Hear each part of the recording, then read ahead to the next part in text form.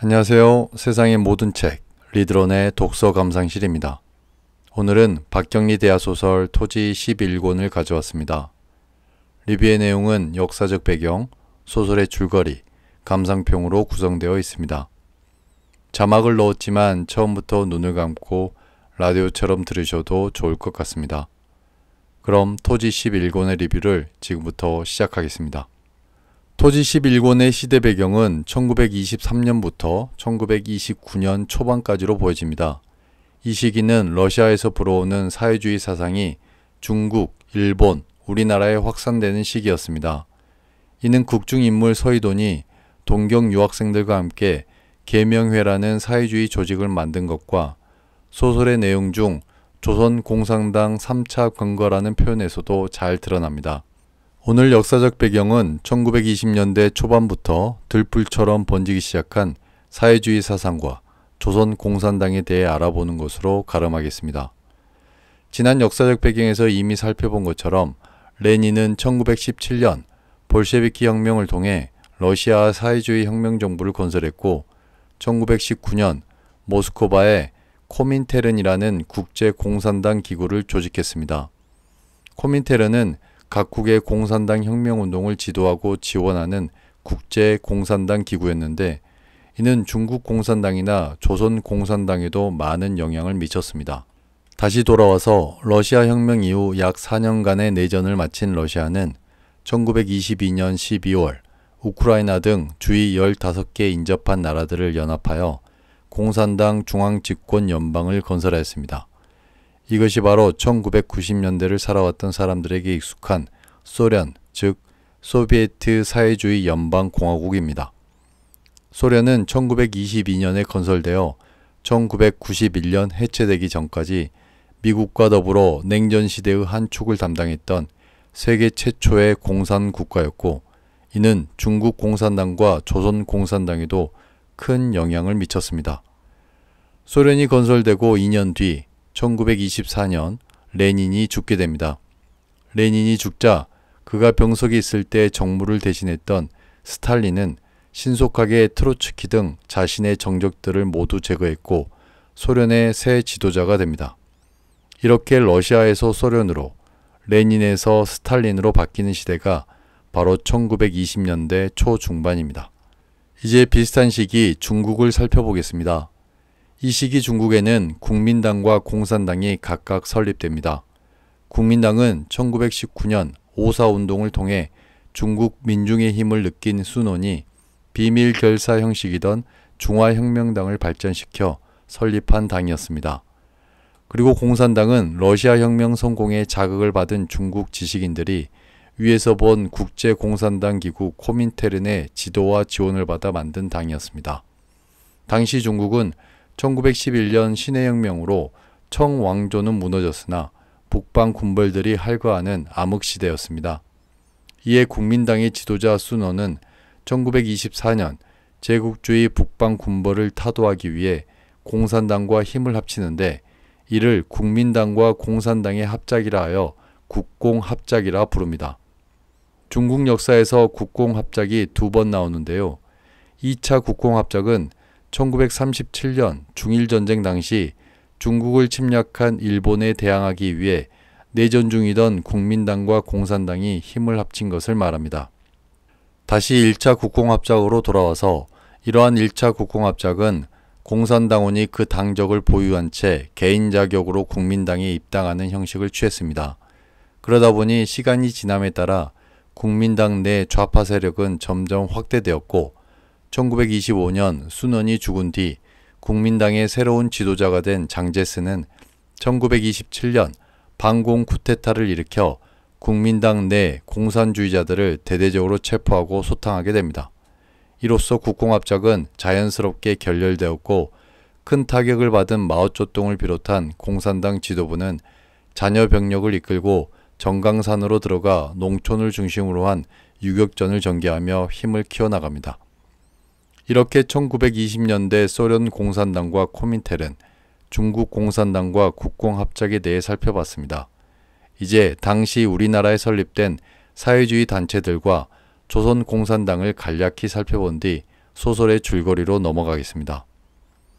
1920년대 초 소련과 중국의 영향으로 동경 유학생들 사이에서 사회주의 사상이 선풍적인 인기를 끌었으며 공산주의는 소위 식자층이었던 이들을 통해 우리나라에 들어오게 됩니다. 당시 우리나라에 설립된 사회주의 단체는 무산자 동맹회, 북풍회, 화요회, 조선노동당 등이었습니다. 토지 11권에서 국중인물 서희돈이 동경 유학생들과 함께 만든 사회주의 단체 계명에도 이런 당시 흐름을 작가가 표현한 것이라고 보면 될 것 같습니다. 사회주의 단체들 중 화요회라는 단체가 중심이 되어 1925년 조선공산당을 최초로 설립합니다.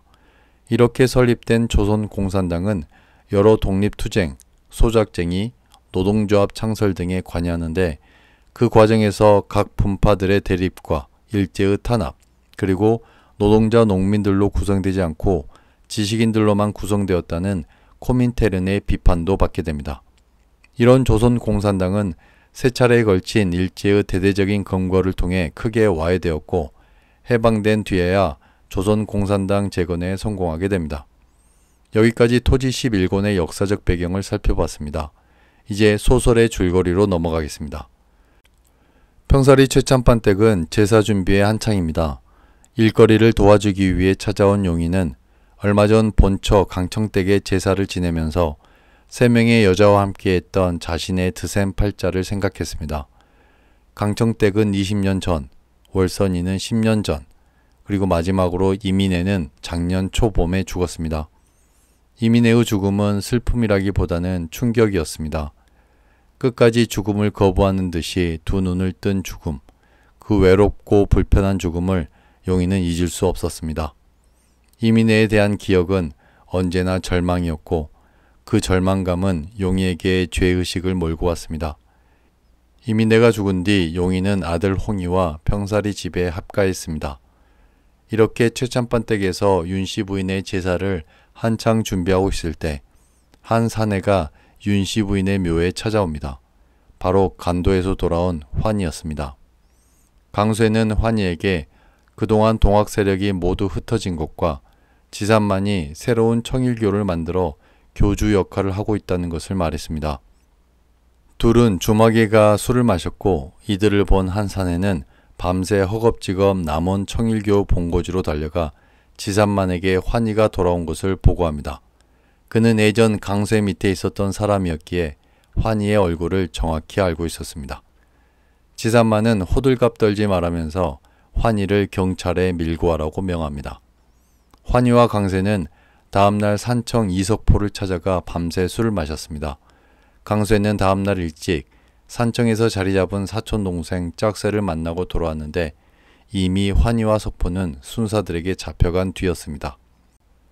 강쇠는 짝새를 통해 진주의 관수와 연학에게 이 사실을 알렸습니다.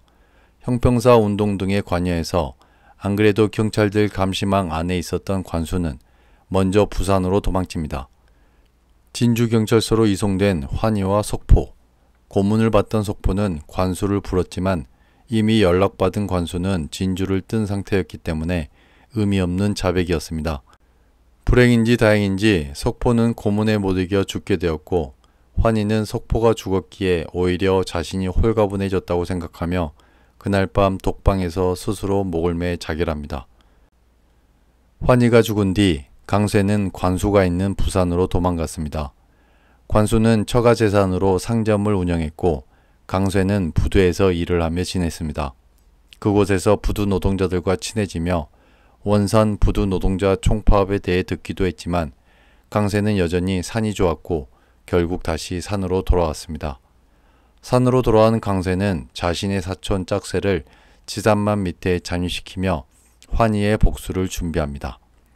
한편 최참판댁 제삿날에 마을의 과부였던 복동네가 양잿물을 마시고 자살하는 일이 벌어집니다. 이유는 봉기가 낸 소문 때문이었습니다. 봉기는 자신의 딸 두리가 20년 전 최참판댁의 마름 삼수에게 수수밭에서 겁탈당한 것을 지금까지 감추고 살았습니다. 최근 그 일을 복동네의 며느리가 알고 있는 것처럼 얘기했고 깜짝 놀란 봉기는 자신의 딸 사건을 덮기 위해 그때 당시 복동네가 삼수와 밤마다 정을 나누는 것을 자신이 봤다며 동네에 소문을 낸 것입니다. 그리고 그 소문을 듣고 과부 복동네는 억울함에 자살을 했습니다. 사실을 알게 된 서기는 봉기를 찾아가 복동네의 억울함을 풀 수 있도록 다음날 출상 전에 마을 사람들 앞에서 자백하라고 얘기했습니다. 그렇지 않을 경우 당신의 딸 둘이의 일이 세상에 공개될 거라고 협박 반 진담 반으로 얘기했습니다. 봉기 노인은 다음날 아침 동네 사람들 앞에서 자신의 죄를 자백합니다. 봉기 노인은 예전 하만떼기 목매달아 죽었을 때 목맨 줄이 사람에게 좋다는 말을 믿고 제일 먼저 나무에 올라가 이를 챙겼던 인물이었고, 환희가 주막에 왔을 때는 마을 청년들을 데리고 가 환희를 반 죽여놓았던 고약한 인물이었습니다. 늘 독하게 자기 것과 자기 식구들만 먼저 챙기려 했기 때문에 동네 사람들에게는 욕을 먹는 노인이었지만 자기 자식과 관련된 일이라면 무엇이든 할 수 있는 인물이었습니다. 복동네 자살 사건을 마무리 지은 서기는 집에 돌아와 기화를 생각했습니다. 진주에서 물지개꾼으로 일할 때 기화는 어느 돈 많은 참봉의 소실로 있었고 늘 자신에게 일을 주며 자신과 어머니가 살아갈 수 있도록 해줬습니다. 서울에 가서는 상영과 서희돈을 비롯한 여러 양반집 도련님들을 연결시켜줬고 그로 인해 자신은 서울에서 잘 정착하고 공부도 할 수 있었습니다. 기화는 자신을 동생으로만 생각했겠지만 당시 서기에게 기화는 사랑이었고 청춘이었습니다. 입 밖에 내서도 비춰서도 안 되는 마음이었습니다. 그런 기화가 지금 아편쟁이가 되어 평양에 있다고 했습니다. 이 사실을 알게 된 서희는 서기에게 평양에 가서 기화를 데려오라고 부탁했습니다. 서기는 조금 당황했지만 형식상 서희의 부탁으로 가는 것이니 남보기에도 이상할 게 전혀 없다고 생각했고 결국 기화를 진주로 데려와 박외과 병원에 입원시켰습니다. 서희의 부탁으로 진행된 이 과정은 누가 봐도 전혀 이상하지 않았으나 서기의 처 양을래는 이 모든 과정을 의심의 눈으로 쳐다봤습니다.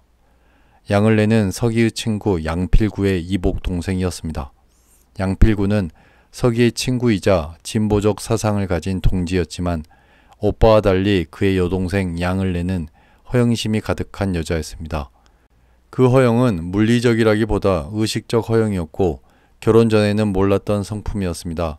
그녀는 시어머니, 즉 서기의 어머니가 과거 못 살았을 때를 얘기하거나 하면 옛날 일은 뭐하러 얘기하시냐며 꼭 말대거리를 했고 서기의 어머니는 그때마다 움츠렸습니다. 평양에서 기화를 데려온 서기는 박외과에 입원시킨 뒤에도 계속 보살펴 주었습니다. 도덕적으로 지탄받을 만한 행동을 하지는 않았으나 심적으로 기화에게 헌신적인 것은 사실이었습니다. 을래는 그런 서기가 계속 신경 쓰였고 급기야 오늘 사달이 났습니다. 농업학교에 다니는 한복이 아들 영호가 서기의 집에서 학교를 다니고 있었는데 을래는 피 한 방울 섞이지 않는 사람을 왜 우리가 맡아야 하느냐고 기화에 대한 악감정을 영호를 통해 발산했고 이에 서기가 폭발했던 것입니다.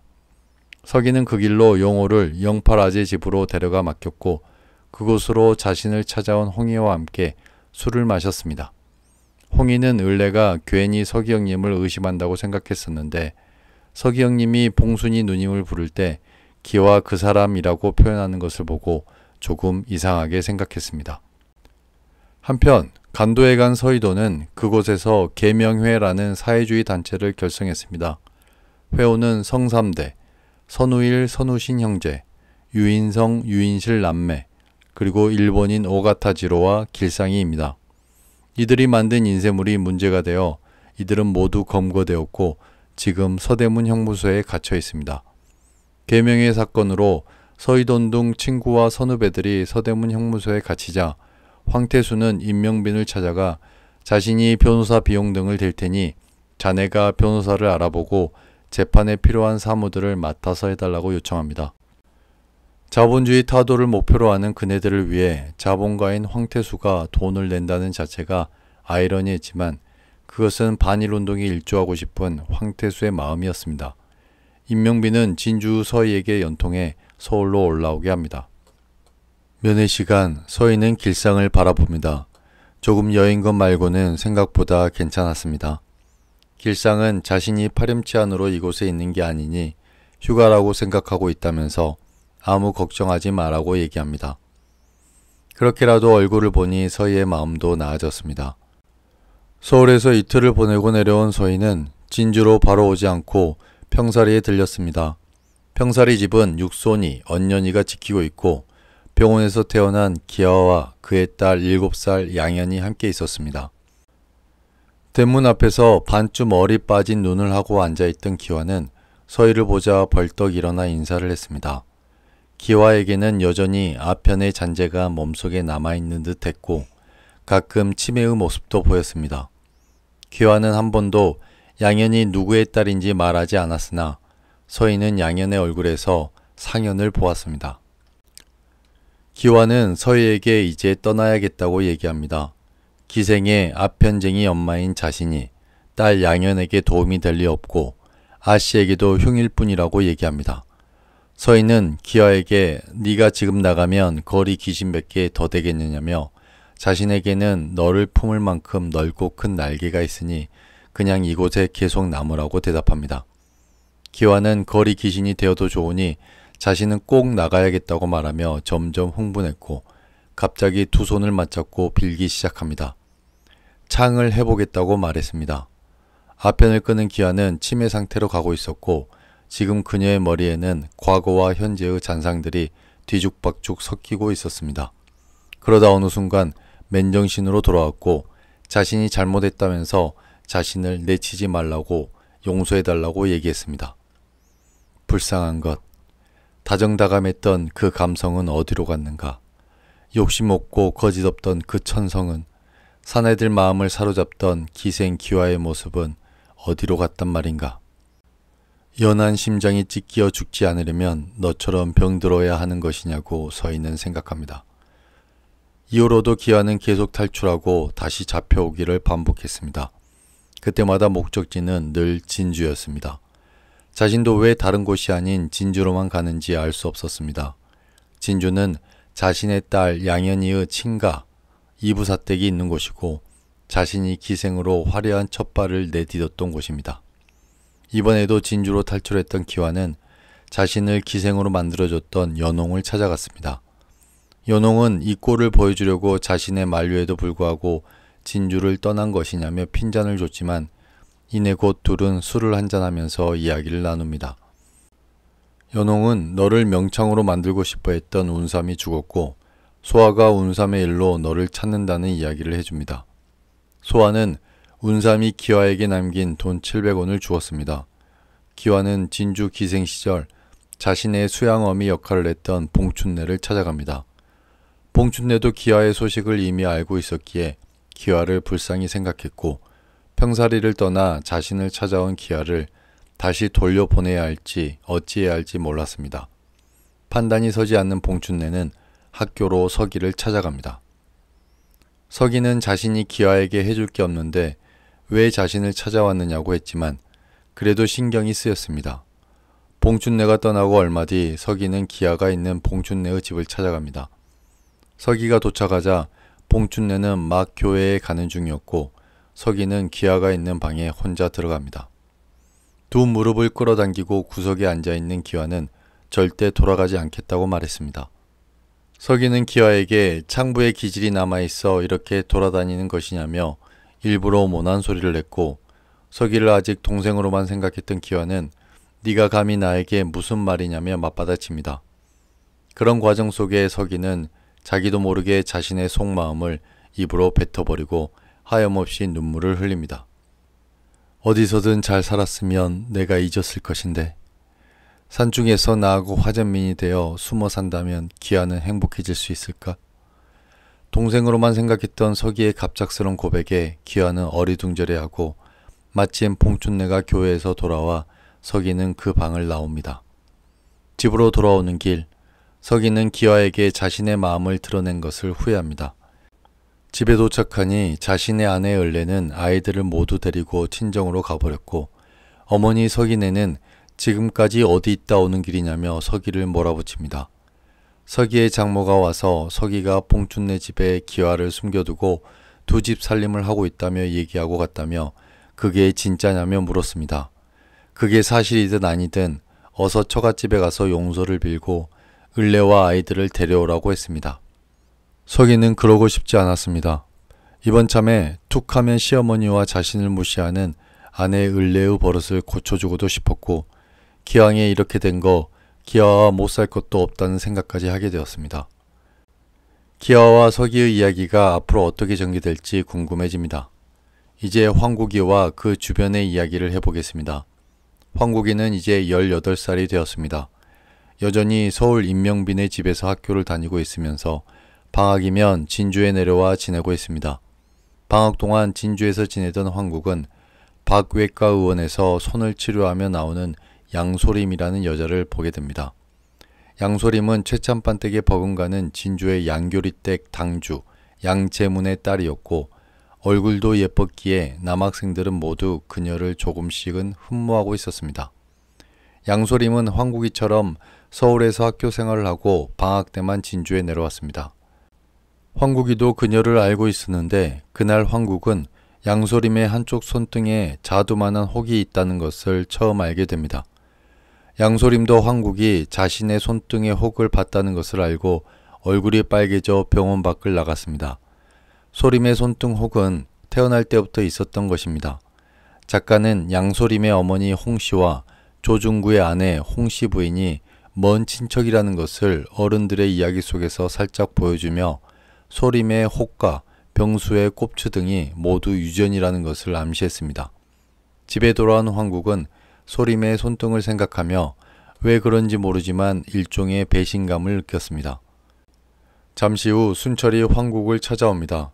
순철은 전편에서 황국이 보고 종놈의 아들이라고 놀렸다가 이성을 잃은 황국이가 돌로 치는 바람에 머리가 찢겨진 아이였습니다. 그는 진주에서 중학교를 다녔고 공부도 잘하고 운동도 잘하는 친구로 멋지게 성장했습니다. 그는 윤국이로부터 황국이가 진주에 왔다는 이야기를 듣고 일부러 찾아간 것입니다. 둘은 순철이가 몰래 들여온 소주를 마시며 내 머리에 구멍 낸 놈은 지금까지 너밖에 없었다고 웃으면서 지난 과거를 얘기했고 어느 대학을 염두하는지 이야기합니다. 순철은 자신은 법대에 갈 거라고 얘기했고 황국은 미대를 생각하고 있다고 얘기합니다. 자신보다 공부를 월등히 잘하는 황국이 미대를 이야기하자 순철은 당황했지만 이내 곧 황국이는 그럴 수 있다고 생각했습니다. 한편 양소림의 이모 홍성숙은 성악가입니다. 그녀는 임명희, 강선애의 대학 후배였고 임명희의 남편 조용아의 후원을 받고 있습니다. 홍성숙은 명성이나 재력에 약한 허영심이 있는 여자지만 조카 양소림을 향한 사랑만큼은 아주 대단합니다. 홍성숙은 언니 홍씨와 함께 소림을 최참판댁 황국이와 맺어주자고 생각하지만 손등의 혹이 마음에 걸렸습니다. 집안은 양교리댁과 최참판댁이 서로 비슷하지만 손등에 혹이 있었기에 황국을 포기하고 더 낮은 신랑감을 선택하자며 주위를 둘러봤고 그렇게 그들의 눈에 들어온 청년은 진주 박외과 의원에서 조수로 일하는 허정윤이었습니다. 허정윤이 그냥 조수로만 있다면 소림의 짝으로 안 될 말이지만 허정윤은 현재 의과대학을 다니면서 일하고 있는 예비의사였기에 소림과 어울릴만 하다고 판단했습니다. 양소림의 아버지 양재무는 박외과 원장인 박효영에게 허정윤에 대해 물었고 박 원장은 허정윤에게 학자금을 대주면서 헌신하고 있는 간호사 김숙희를 생각하며 소림 양은 더 좋은 집안과 혼례를 치러야 하지 않겠느냐며 말머리를 돌렸습니다. 한편 조용아는 임명희에게 당신의 오빠는 도대체 왜 계명의 사건 같은 사람들을 뒷바라지 않느냐며 좋지 않은 목소리로 물었습니다.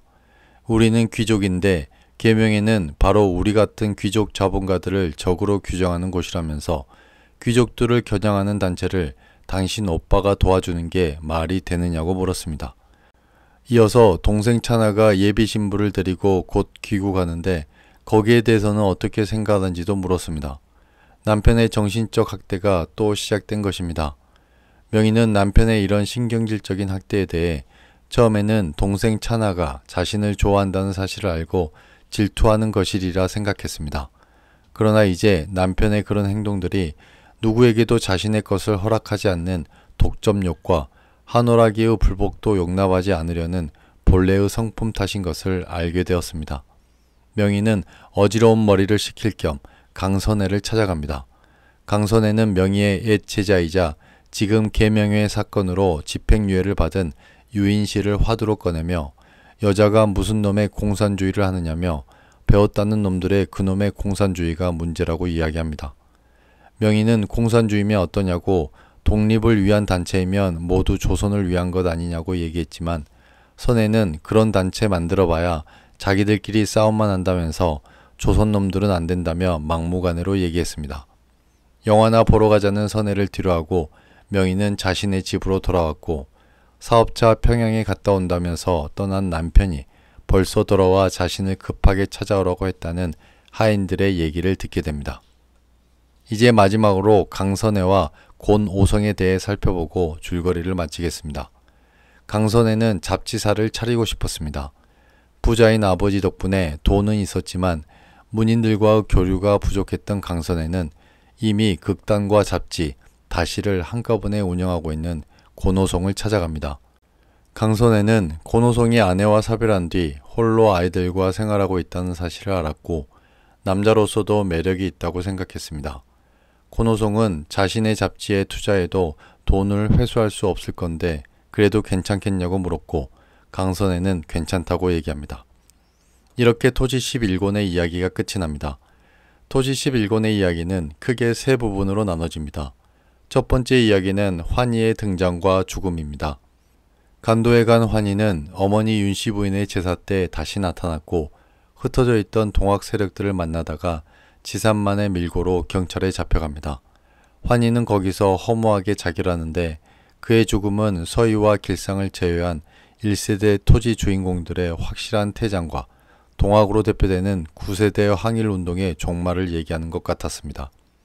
두 번째 이야기는 서희돈이 만든 계명회 사건입니다. 서희돈은 자신과 함께 일본 유학생활을 했던 친구, 선후배들을 모아 계명회라는 사회주의 단체를 만들었고 간도에서 독립운동을 하던 길상이를 여기에 포함시켰습니다. 서희돈이 3년, 길상이 2년형을 받았던 이 사건은 1920년대 당시 소련에서 불어오는 공산주의 바람을 말해주는 소재였고 막연하게 간도에 남아 독립운동을 하고 있는 길상을 다시 다른 인물들이 있는 한 공간으로 데려오는 계기를 만들어줬습니다. 그리고 마지막 세 번째 이야기는 아편쟁이가 된 기아와 그를 바라보는 서기입니다. 이는 토지 11권에서 가장 많이 할애되었던 부분이었고 개인적으로도 가장 가슴 아픈 내용이었습니다. 기아는 모든 욕심이 없는 여자였지만 한 곳에 있을 수 없는, 하나만 바라볼 수 없는 여자였습니다. 길상이가 자신에게 마음이 없다는 사실을 안 뒤 서희 일행을 간도로 보냈고 진주에서 화려한 기생생활을 시작했습니다. 소리를 하고 싶었고 운삼 등 자신을 도와주는 사람도 있었건만 매사 자신의 욕심을 챙기는 것보다 남들이 원하는 것을 맞춰주는 성격으로 인해 서희돈, 김상현 등에게 헌신짝처럼 버려지며 여기까지 오게 된 인물입니다. 그렇게 아편쟁이가 된 기아를 바라보며 서기는 혼란스러웠습니다. 아버지의 죽음 이후 물지개꾼이 될 수밖에 없었고 기생 기아는 자신과 어머니에게 늘 일감을 주며 살아갈 수 있게 해줬습니다. 서울에 자신이 있을 만한 자리를 마련해줬고 여러 사람들을 소개시켜주며 공부할 수 있게 해줬습니다. 기아에게 서기는 늘 도움을 주고 싶은 불쌍한 동네의 동생이었지만 서기에게 기아는 사춘기 청춘의 마음에 불을 지폈던 사랑이었고 감히 마음 밖으로 꺼낼 수 없었던 아름다운 여자였습니다. 그런 기아가 아편쟁이가 되어 자신의 앞에 있는 것입니다. 서기는 어떤 생각이 들었을까요? 저는 서기의 마음이 느껴져 책을 덮고도 한참을 생각했습니다. 과연 이들의 사랑 앞에 어떤 결말이 기다리고 있을지 다음 편이 기대됩니다. 오늘 리드런의 독서 감상실은 여기까지입니다. 구독과 좋아요 그리고 댓글은 다음 편을 만드는 큰 힘이 됩니다. 감사합니다.